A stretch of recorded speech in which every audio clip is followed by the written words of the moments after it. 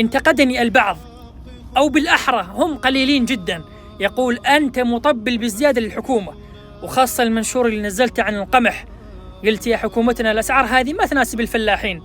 فظن الآخرون ومنهم من خارج سوريا، والأخ أعتقد عراقي، يقول ها أنت بالأمس مطبل واليوم أنت ضد الحكومة، على هونك يا رجل.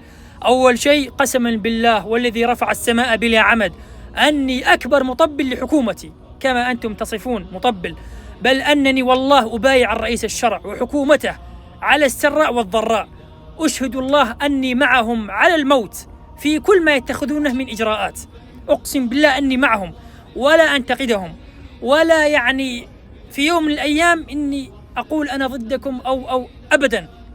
وهذا الأخ يقول أنت انتقدت بالأمس واليوم أنت ضد.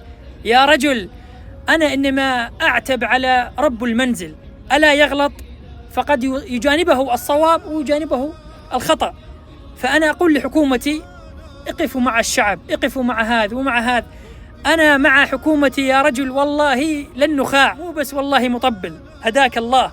وأما بالنسبة اللي يقول أنت ما تتكلم على الأسعار، رفعوا الأسعار والقمح كذا وكذا وفي يعني غلا، قيل لأحد الصالحين أظنه أحد التابعين غلت الأسعار، قال والله ما همني، ولو أصبحت حبة القمح بدينار علي أن أعبده كما أمرني، وعليه أن يرزقني كما وعدني.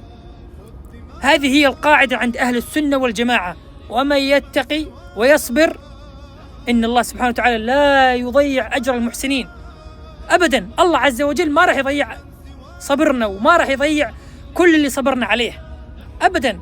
الله سبحانه وتعالى وعدك بالرزق، وعده أنه يعطيك، وعده أنه يفتح عليك، لكن عليك بالصبر.